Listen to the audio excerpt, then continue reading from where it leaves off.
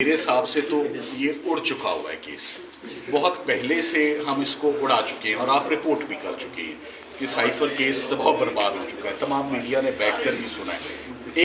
مختلف اور بھی کیسز بنائے جا رہے ہیں، لیکن سائفر کیس کو آپ دیکھ رہے ہیں، اس سے پہلے بھی جو ہے وہ یہ کیس جو ہے وہ جس طریقے سے تیزی سے چلا اور 8 فروری سے پہلے جو فیصلے ہیں ساری قوم کے سامنے۔ دیکھیں کچھ فیصلے بھی، جیسے کل عدت نکاح کا کیس باقاعدہ شروع ہوا اور بڑے افسوس سے کہنا پڑتا ہے کہ وہ کیس درمیان میں چھوڑ کے سرکار میدان چھوڑ کر بھاگ گئی۔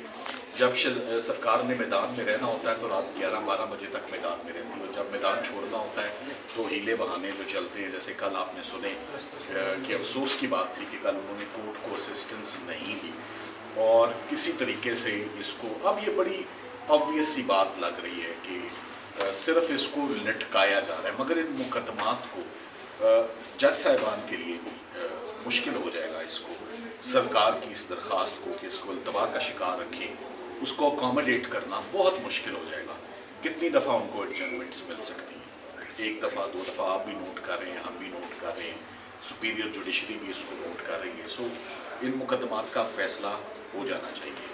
اب اس کو مزید ان کا لنگر آن ہونا judicial system, criminal justice system کے اوپر ایک سوالیہ نشان پہلے ہی کافی آ چکے ہیں، مزید بڑھ جائیں گے اگر یہ فیصلے جلد از جلد نہ آئیں۔ سر آپ ہمیں یہ بتائیے، خان صاحب سے بھی آپ ہریانہ میں ملتے رہتے ہیں، خان صاحب کتنے پر امید ہیں ان کیسوں کے حوالے سے؟ پہلے بھی آپ سے ہوئے ہیں ان کیسوں میں؟ دیکھیے، عمران خان صاحب نے کسی دن بھی مجھے بطور وکیل ان کے تمام مقدمات کو میں دیکھ رہا ہوں، انہوں نے کبھی بھی کسی بھی دن ہم سے یہ سوال نہیں پوچھا کہ میری بس ہو گئی ہے یا مجھے جلد از جلد اس مقدمے سے باہر نکالا جائے یا آپ لوگ ڈیلیور کیوں نہیں کر رہے۔ انہوں نے کبھی لیگل ٹیم کو پریشرائز نہیں کیا، وہ خود انڈرسٹینڈ کرتے ہیں، وہ خود سمجھتے ہیں کہ ان مقدمات کی نوعیت کیا ہے، وہ خود سمجھتے ہیں کہ پولیٹیکلی موٹیویٹڈ کیسز ہیں، وہ خود سمجھتے ہیں کہ جلد از جلد اب تمام جو مقدمات ہیں وہ اپنی آخری سانسوں پہ ہیں میرے حساب سے۔ اب مزید ان کا نئے مقدمات اب کیسے بن سکتے ہیں؟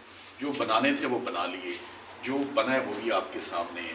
اب صرف ایک آخری اربہ رہ گیا کہ ان کو آج کل کر کے لٹکایا جائے۔ کتنا لٹکایا جا سکتا ہے؟ مہینہ، ڈیڑھ، چند ایک ہفتے سے اوپر؟ میں سمجھتا ہوں کہ وہ انگریزی میں کہوں گا کہ ڈیز آر نمبرڈ، یعنی کہ دن گنے جا چکے ہیں کہ کتنے دن، یہ مہینوں کی یا سالوں کی باتیں نہیں ہیں۔ بعض کنوکشنز ہوتی ہیں جس میں آپ کو سالوں اندر رہنا پڑتا ہے۔ کوئی ایک مقدمہ، مرڈر بھی بنا، فورن فنڈنگ بھی بنا، عدت نکاح بھی بنا، سائفر جیسا سیریس غداری کا مقدمہ بھی بنا، دہشت گردی کے مقدمے بھی بنے، مگر کوئی ایک مقدمہ بھی رن وے سے ٹیک آف نہیں کر سکا۔ ہر جہاز رن وے پر ہی پوری طریقے سے تباہ و برباد ہو گیا ہے۔ تو اگر کوئی اوپر اڑائی ہے تو جہاز اگر اڑائی ہے تو اس جہاز میں یا پٹرول نہیں ہے یا اس کے پنکھے ٹھیک نہیں ہیں یا اس کے پر صحیح نہیں ہے، وہ بھی لڑکھڑاتا ہوا یہیں کہیں اڈیالہ کے پاس آپ کو چکری سے آگے جاتا ہوا جہاز مجھے نہیں نظر آ رہا، یہیں کہیں کلیپس ہو جائے گا۔ سو میرا خیال ہے کہ ان کی بریت اور باہر آنے کے دن زیادہ دور نہیں۔ سلمان صاحب، آپ کی وہ بات ہمارے کانوں میں تک گونج رہی ہے، وائرل بھی بہت ہوئی تھی، جس میں آپ نے کہا تھا سائفر کیس 10 سیکنڈ میں جو ہے نا وہ اڑ جائے گا۔ سر پھر اتنا لنگر آن کر رہے ہیں، کیا ہوگا؟ دیکھیے، اڑنا میرے حساب سے تو یہ اڑ چکا ہوا ہے کیس، بہت پہلے سے ہم اس کو اڑا چکے ہیں اور آپ رپورٹ بھی کر چکے ہیں کہ سائفر کیس تباہ برباد ہو چکا ہے، تمام میڈیا نے بیٹھ کر بھی سنا ہے۔